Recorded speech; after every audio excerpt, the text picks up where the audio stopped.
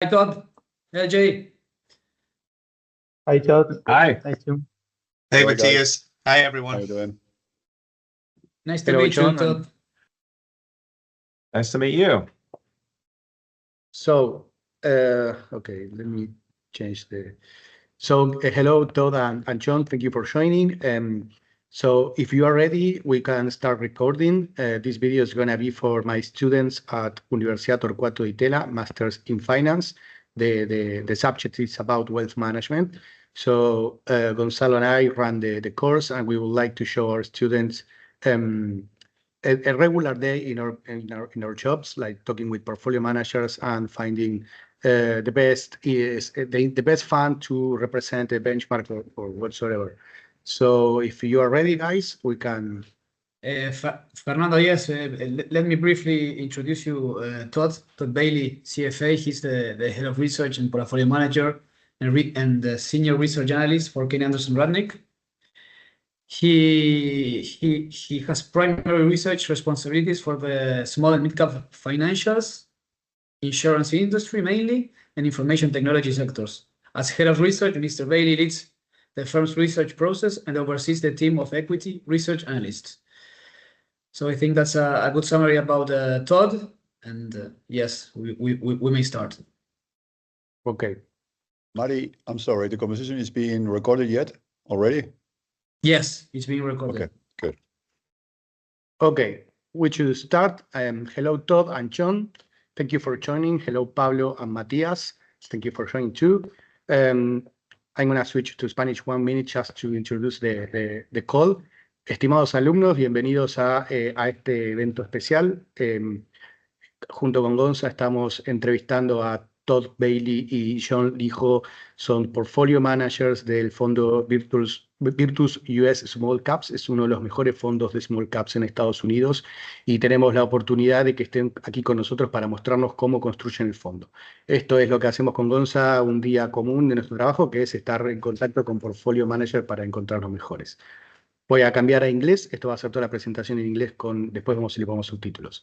Okay. Thank you everyone for joining. Todd, it's all yours, and thank you again. Great. So yeah, hello everybody. My name's Todd Bailey. I'm a portfolio manager with Kane Anderson Rudnick. I'm happy to be here. Good to speak with you all. Not sure exactly what you'd like for me to cover or what would be most helpful, but I'm happy to go whatever direction you'd like. Imagine that we are wealth managers and we need to build a portfolio. In order to do that, we select benchmarks as a strategic allocation. Once the students know the benchmark they want to replicate in their portfolios, they go to the investment selection. So we have an investment selection process, which is what Gonzalo and I do every day. And we came to a conclusion that Virtus US Small Cap is one of the best in America in small caps. So maybe you can teach us how do you build the portfolio, what's the advantage against the benchmark, the alpha, tracking error, etc. Sure. Yeah, I'll give you, I guess, my how we invest and what our philosophy is around that. I think what you laid out makes sense in terms of looking at the asset class for US small cap. I know I'm biased, but I think it's a good place to invest. And of course, there's always the question of do you just invest with the index and lower your costs as much as possible and just try to replicate what the index does, and that's certainly a legitimate approach in most of the cases. But I do think personally, there are areas within the securities landscape where I think if you bring an element of diligence and patience and thoughtfulness, that you can achieve results that are better than the benchmark. And so that's, of course, what we try to do. I think we have a little bit of one reason we think we can do that is that within our area in small cap, it tends to be there's less efficient pricing pockets within that arena. So we try to go to where those pockets are. and really, like I said, bring an investor's mentality and a business owner's mentality to those in finding those securities to own. So in that way, I do think we've been able to achieve a better result than the index. And so I guess more specifically, what that means is, there's about 2,400 public equity securities in our landscape, which really that criteria is just a market cap range. So within that, we're pretty free to search wherever we think the best opportunities are. And for us,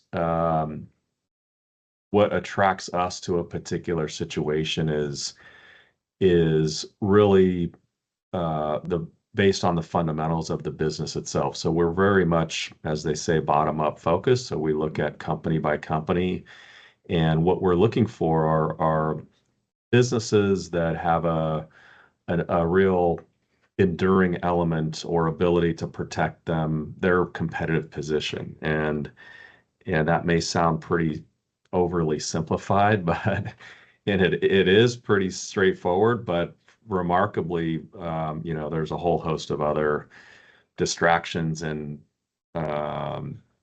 strategies and efforts that other people, our peers, certainly do. So, but what we're trying to find are companies that, by virtue of a really unique either product or service, maybe it's a brand that they've built in their marketplace for decades, and that brand carries some comfort or confidence to their customers, and so they're willing to pay a little bit more for that, and it gives the business some resiliency and longevity. Or maybe the business could have a scale advantage in their particular industry, and so that gives them cost advantages, whether it's transportation costs or just an ability to attract the best people. If we own, for example, some insurance brokerage companies, and so the biggest brokers tend to be able to attract the best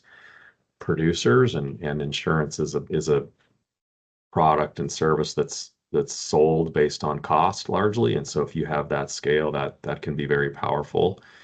So essentially, we're looking for these unique attributes that are very exceptional to that particular business, that can, again, help the business endure and also generate good profitability over time. So it's kind of in my mind, a classic timeless approach that's been proven. It doesn't work every quarter or year even, but over time, I think it's been pretty well established that approach can pay off over time, particularly in small cap. Now, there could be academic debate about why those kinds of businesses and their securities do better over time. Like, theoretically, that should all be priced into the security, but for whatever reason, I do think people, and that's a whole nother topic and conversation, but these securities tend to, when they're available at prices that make sense and are reasonable, they can produce a very good outcome, both in a lower risk sense and a higher return sense. So our profile in that regard tends to be, over time, we have achieved a healthier rate of return, but we've done it with a lower risk profile. And there's a whole bunch of different ways to define risk, but pretty much across all of those. Do you have Todd, do you have any slide to show your metrics? Yeah, sure. Happy to share that. Let me get there. Yeah, and also Todd, the fund is pretty concentrated with, I think in the last fact sheet that there was like 18 stocks in the composition of the fund. So it's pretty high conviction, and that leads to a great big tracking error. But we are pretty confident of the positions and the stocks that you Yeah, I think that's an important part of enabling better results than the benchmark is to really be very selective in what the investments are that we're making. And so that the rationale for owning fewer companies than maybe most of our peers is just that. We really try to focus on those best companies that we can find. Can you all, I just want to make sure I'm sharing my screen Yes, yes, you are. Yeah, accurately. I can. Okay, great. But yeah, so usually we'll own, I would say between 16 and 20 something securities. And there's no magic number to that, but I do think, for us, we're not trying to make big bets on any particular industry or sector. So we want to be economically diversified.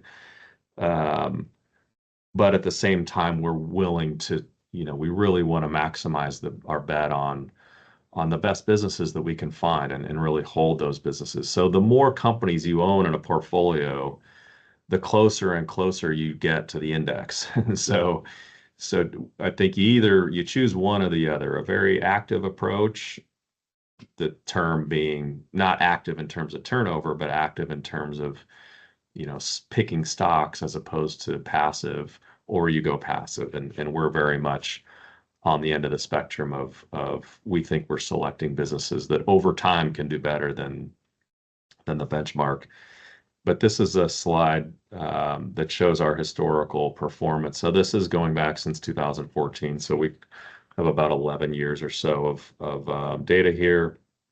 And we have our flagship strategy here at our firm is a small cap core. It's called small cap core, and it's a little bit more diversified. It owns roughly 30 stocks, but that was started in 1992, and so it's got a longer tenure, but very, I would say, similar risk return profile.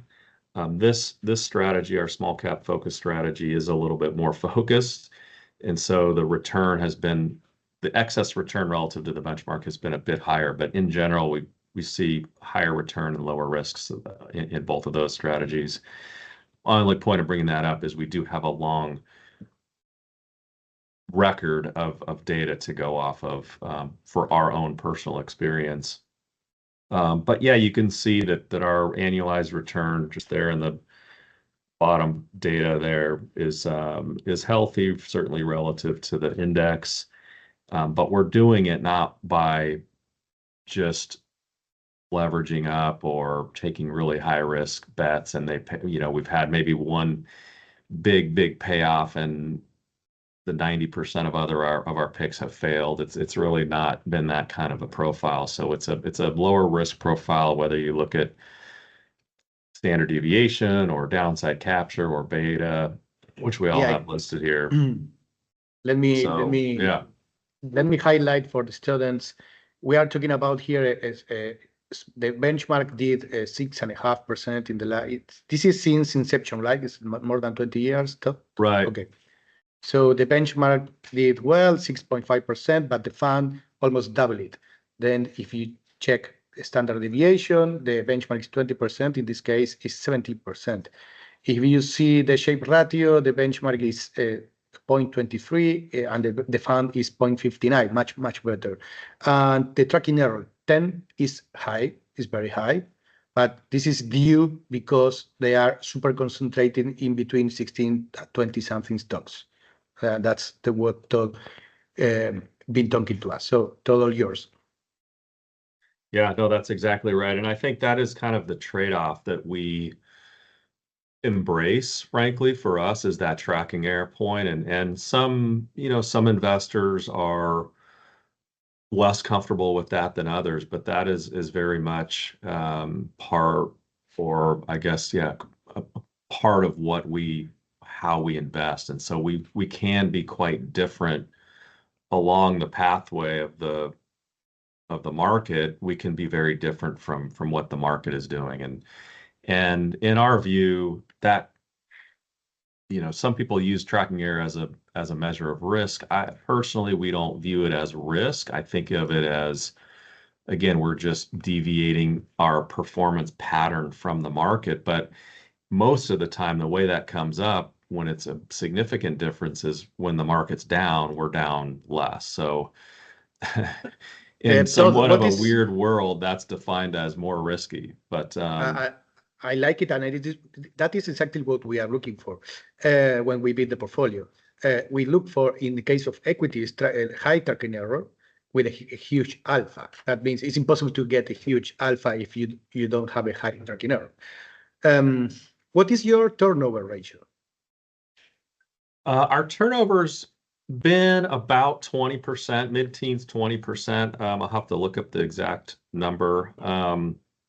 But I would say in terms of our number, our holding period is roughly 4.5 years on average.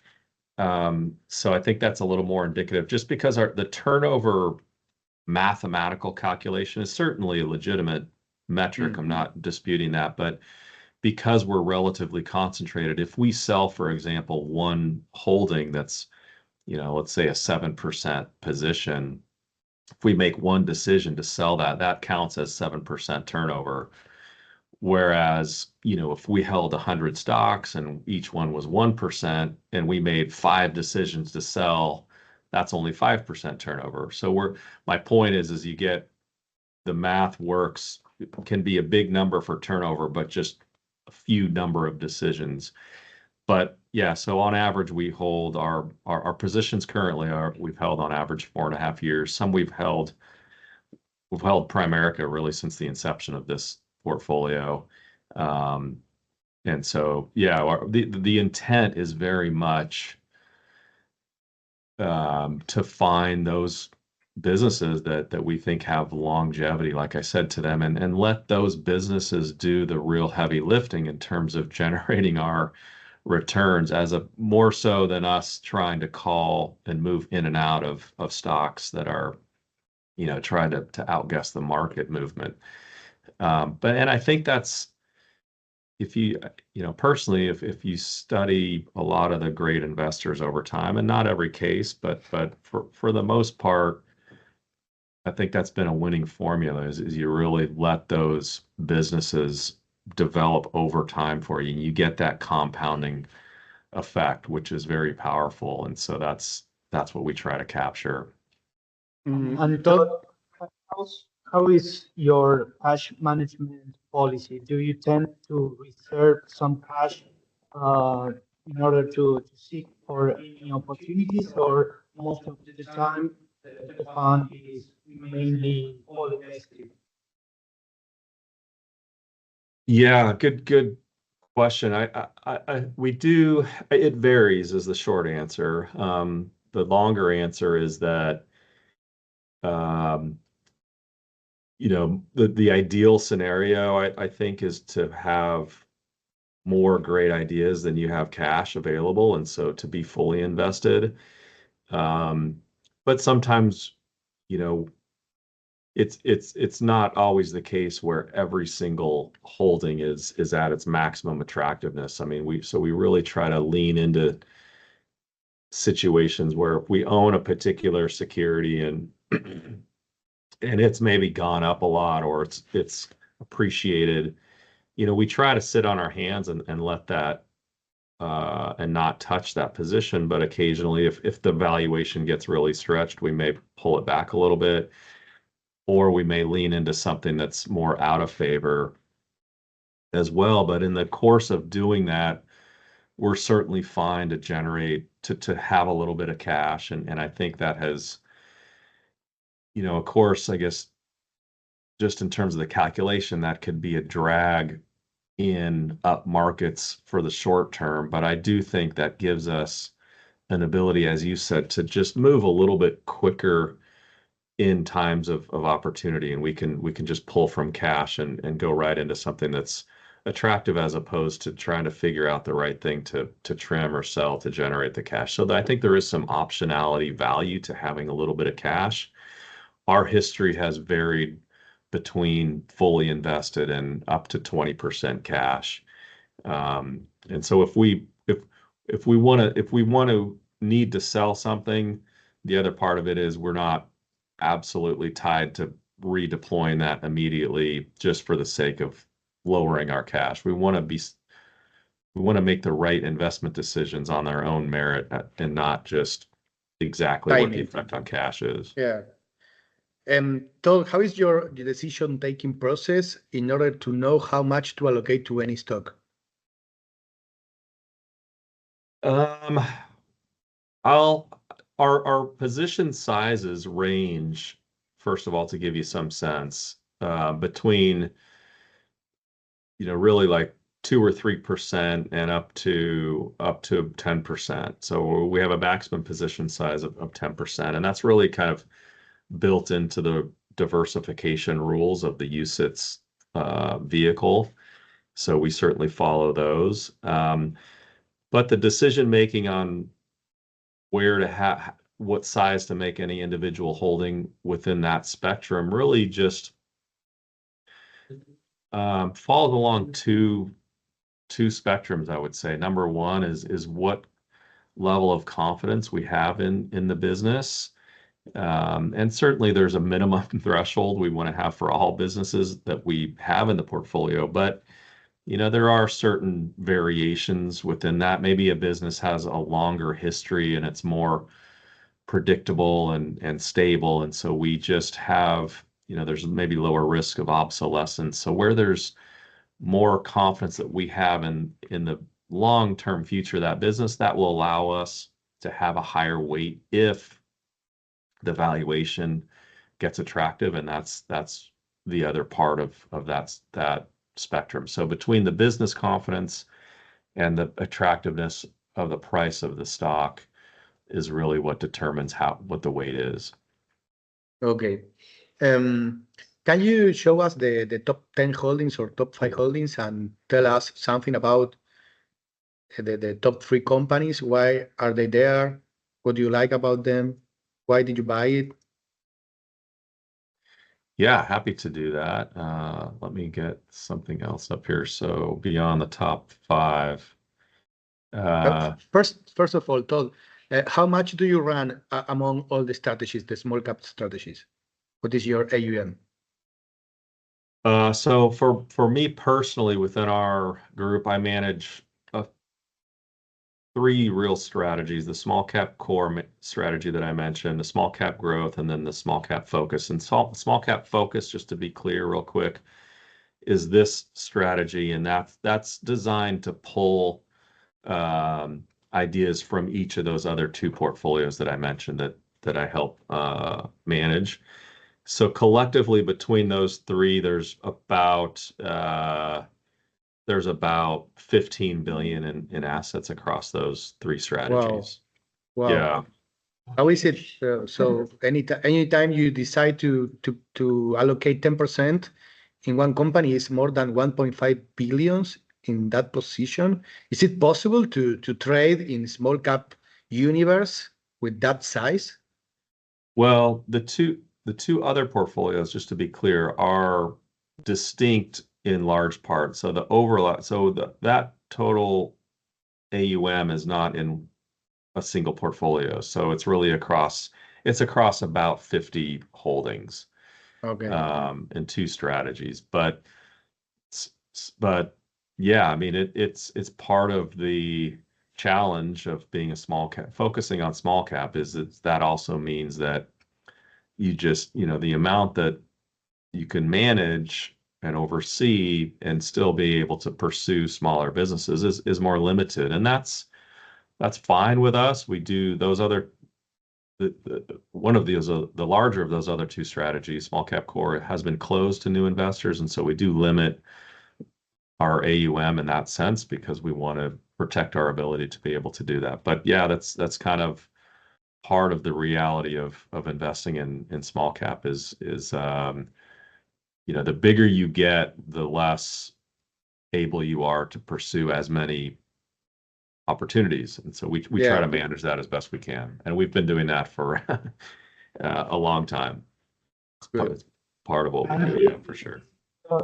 Is any close relationship with the management of companies that you have in the fund we tend to have calls with them, participating in the earnings calls, questions, or how do you manage the relationship with the companies on a daily basis? Yeah, I'm sorry. I was having a little bit of trouble getting your audio, but I think what you're asking Yeah. is about kind of our relationship and communication with the management of the companies we invest in.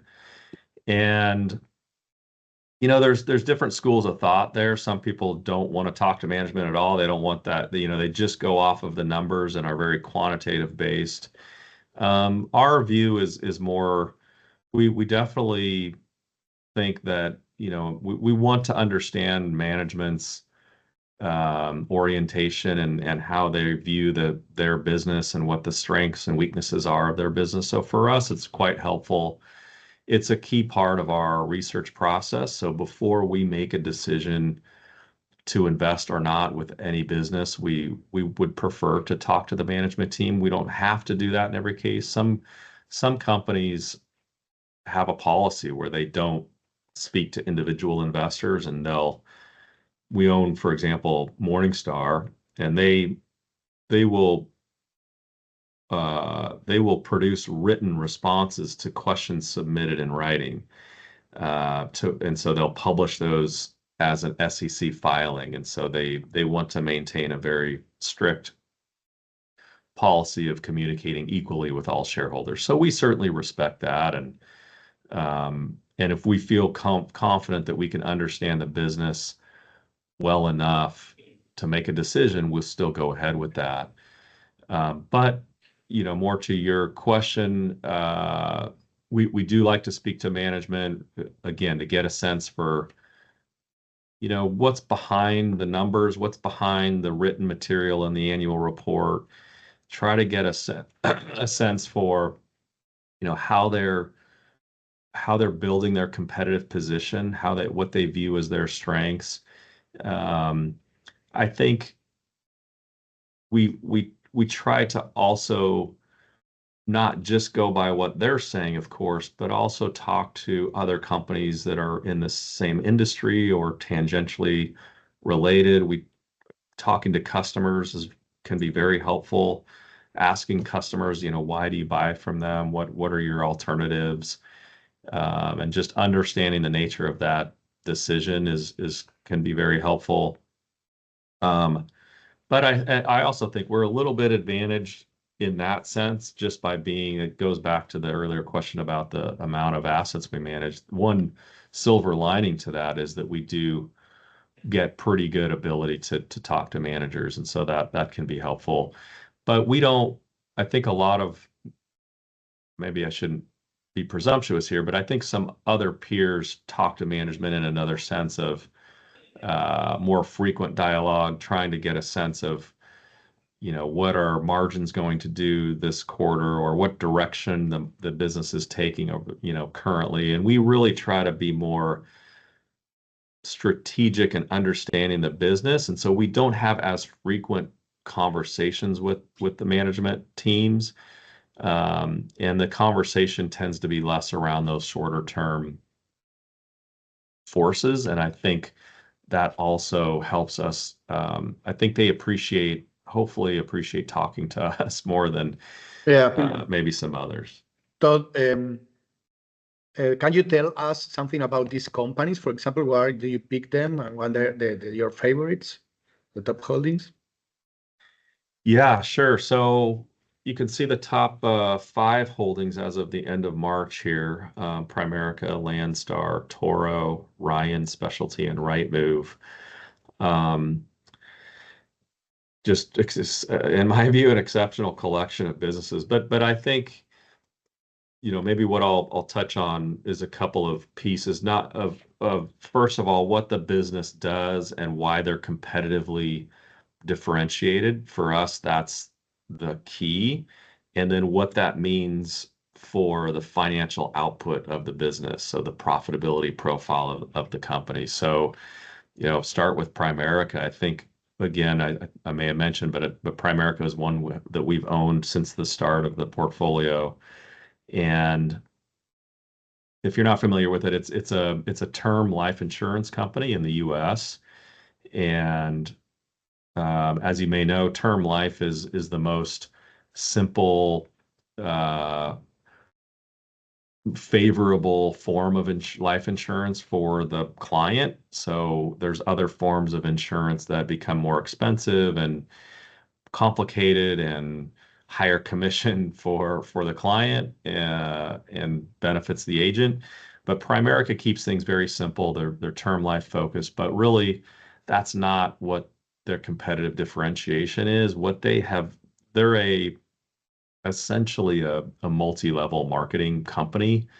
But it's not, they don't sell products. Again, they're selling a service, a term life policy. So they're not, so essentially the structure of the business is really just the distribution sales force. So they have a sales force of about 150,000 people in the US, but these are not full-time staff sales force people that are employed by Primerica. They're part-time independent contractors for Primerica. And so typically what they are is they have another full-time job and they're really doing this on the side to generate some extra income. They sell to their personal network, their friends and family, term life policies, and they get a commission for that. And so that's what that allows Primerica to do. They've built this sales force over decades. Primerica has been in business for a very long time. And the sales force allows Primerica to sell a very inexpensive but effective insurance policy to middle income portion of the country, whereas most insurance companies have a full-time sales force that it's just not economical for them to sell a $70 per month term life policy. It just doesn't make sense for them. And so Primerica can access this very large market in a very low cost way. So in our view, their distribution force that's been built for takes a long time to build it, and it feeds on itself, allows the company to access that marketplace in a cost effective way that virtually no other business can. So Commission side hustle. sorry, No, we are having problems with the audio. Doesn't matter. We can move to the second position if you want, Todd. yeah, sure. Okay. Yeah, Landstar. Landstar is a transportation logistics company. Basically, what they are is an agent that can in the trucking industry, and so they have a agent sales force that connects shippers. So a manufacturer, let's say Nike, needs to get its shoes from Seattle to Chicago, and so they'll arrange trucking transportation freight, and Landstar will allow them to find the best, cheapest drivers to do that. And so the drivers use Landstar to access a lot of shippers' volume and route options, and the shippers use Landstar for access to a lot of drivers and truckers. And so they kind of sit in the middle of that as the network hub. They don't own any of the trucks themselves, but they're really acting as a middleman. And so having that really expansive network that Landstar has built over many, many years becomes quite important to that ecosystem and a very big value proposition to both sides. So that allows for a really asset light business model and very high profitability. It can be volatile of course, trucking is a cyclical industry, so it can move up and down. And that's why one of the reasons it's a larger weight is that trucking in the US has been in an extended recession with spot rates down quite considerably. And so the stock has been weak. And So we've made it a larger position. Again, going back to, I think, the strength and the resiliency and profitability of the business, the competitive position combined with the price of the stock. Both of those are really attractive to us right now. Good. Is it any sector or industry that you try to avoid, Todd? We don't try to avoid anything just because it's a certain sector or industry, but we will tend to have less, things that we find that are attractive in certain areas of the market. A lot of, I think, small cap investors look for like biotech companies. There's a lot of biotech businesses now in our area. That's an area that is just harder for us to handicap. I think you need a really specialized expertise there. And so that's just not our forte. So we tend to, we won't have a biotech typically. So that's one example. There's some others, utilities, real estate. There's some, there's a REIT business model here that's become popular because it's a pass-through entity where the income generated by commercial real estate properties is paid out to investors in a big dividend. And so for dividend-looking investors, that's an attractive model. For myself, it's unattractive because you can't grow if you're a capital-intensive business, but you can't retain any of your earnings, and that's what a REIT model requires. So they have to sell new equity and to find new investors simultaneously out the back door, paying dividends to existing investors. So it's just a quirky model to me that isn't optimal. But yeah, so there's a couple of examples. Do you have any slide showing your price to earnings, price to book, price sales? We have this page, so this is the same set of criteria that we show every quarter. And it tries to get at a few different metrics. I would say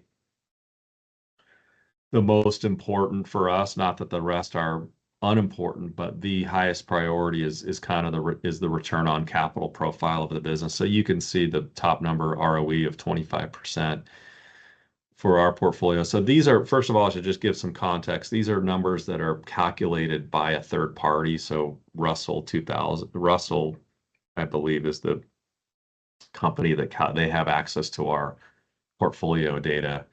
So these are not internally massaged in any way by us. And again, it's the same metrics every quarter. We're not cherry picking what looks the best. But I think a couple of things I would say to this is that ROE, well, first of all, to answer your question about the valuation. So we do have a PE of 28 times versus 40 for the benchmark. I think that in and of itself there's other important kind of info. It's hard to look at something like that in isolation and draw too much, other than the fact that the Russell 2000, well over 30% of the companies there are unprofitable. So it's a little bit of a tough PE calculation. So ours is a much truer, I would say, multiple. But there's other things that are important that goes into what's a rational price, of course, and that's growth and profitability and resiliency, and all of those factors are important as well. So, in my mind, we own much more profitable businesses going back to our whole philosophy, and you can see that here with the ROE. That's a 5-year number. That's more than doubled the benchmark. And that's, I might just say real quick, that's a healthy number in and of itself, but there's meaning behind that number. There's meaning behind a business that's able to earn 25% per year on its shareholder equity base. Like, that means that it's, all companies want to be more profitable. So if they see a company earning 25%, they're going to go after that. Historical corporate average is maybe, low double, high single digit historically. And so something really outlier like that is going to attract competition. So the fact that a business can still produce that means it's doing something competitively that's very unique and defensible. And so there's qualitative, I think, validity behind that number or message.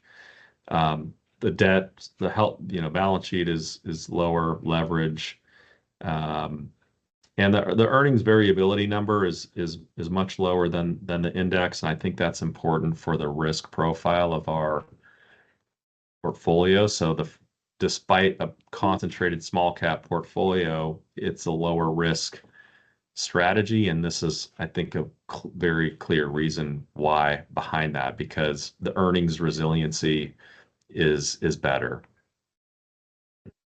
So, you need to pick a fund in this benchmark, which is a small cap Russell 2000. What would you see? What would you take care of? I mean, would you check the price earnings or the tracking error or the alpha, or what would you take care of? That's a really good question. I mean, if I was, I guess, in your shoes and looking for, how to evaluate other managers, I would really just, I think, spend time examining their record, and the longer record, the better. And, seeing if there's an ability to add value beyond the index. And it doesn't have to be every quarter or every year even, but, over time. And then I would look at if their strategy supports that record and if it makes sense. So to me, if it is a strategy that has, that's not based on, I guess, shortcuts or something that doesn't have some robustness to it, and that's your more your expertise than mine, but something that has a ability that meets the common sense test combined with examining a record. I always say to my students, first you need to do the quantitative filter, in which, of course, these kind of funds will appear because they are very good. Then you need to perform a qualitative inquiry, to see, to know the portfolio manager, the fund philosophy, to check if the management team is the same of the last 10 years, to check if you have of onshore or offshore experience, try to get your longest track record. It's not only the numbers, but the philosophy. I totally agree with you. Especially in these benchmarks, where there is a huge universe. You mentioned 40% of the Russell 2000 companies are non-profitable, so nobody wants to invest there, part of the index. Any other highlights you want to remark, Todd? I really appreciate your time. It's very constructive for my students. No, I think it's great. I think you've asked really good questions and trying to get to the heart of this effort. And it's not easy. If it was easy, everyone would be rich. but it's not easy. But I would say I think you're thinking about the right things. And it's funny, the picture you just laid out about what you do, that's what we do with companies too, right? Like we try to quantitatively look at their record and what they've achieved, and then try to understand that in a qualitative sense, the why behind the numbers. And so if those two things, can make sense to us, that's what we're looking for. But it's a lot of work that goes into it. Pablo, Matias, any other comments? Yes, sorry, Todd. I have a question here from Gonzalo, a written question. Sure. He says, what's your view for the asset class on the second half of the year, and any view on Fed rates? Well, yeah, those are going into areas that are definitely beyond my crystal ball capabilities today. But I will say that, well, first of all, it's not an integral part, as you might imagine, of our investing. Certainly, we are participants in the investment world, and so we are aware of these issues and what's happening. we try not to really forecast, but again, we want to be aware of risks, in the world and how those risks may influence companies that we own. So in that sense, we're keeping our minds aware of a few things. I mean, interest rates are certainly a pretty important component of that, and inflation. I think we've been in an era of really heavy stimulus, both monetary and fiscal. The monetary side is lessening, but the fiscal side is still quite high. And so I think that's had certainly an impact on financial asset prices probably. And so we just want to, keep our senses when it comes to that there's been kind of this fuel fed to the system for a long time. In terms of the asset class, I do think that, of course, the fact has been that large cap U.S. equities have done much better than small cap, certainly in the recent past.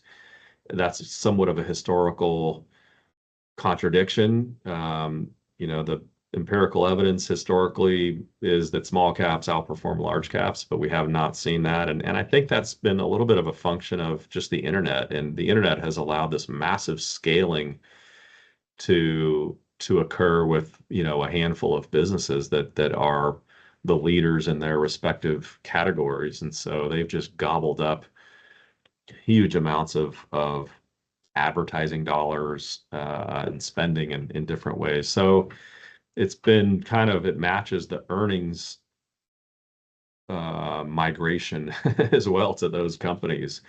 But, if that goes on, I don't know that that'll go on forever. And you can't, I think the multiple on those earnings has also grown as well, and that can't go on forever. So I feel personally more comfortable having, I think the valuations generally are better outside of that larger cap area. Not to say, I mean, those are phenomenal businesses, very profitable, very competitively entrenched. But you're certainly paying for all that. So it's not a forecast for small cap, but I do think in general, valuations are more attractive there. And then if you can find good businesses, I think you're able to probably tease out, prices that make sense. And that's what we're doing. Perfect. Yes, I was about to ask the same question. We know that the asset class is relatively cheap to large cap for the last, I don't know, a decade. I totally agree. It can go on forever, but so far we're paying the price to be outside it. It feels like forever, yeah. Yeah. Okay, Todd, Matias and Pablo, thank you very much for your time. Gonza, too, and see you later. Thank you. Thank you, Thank you, Todd. Todd. Thanks, Thank everybody. you. Bye-bye. Have a good day. Appreciate it. Bye-bye. Bye-bye.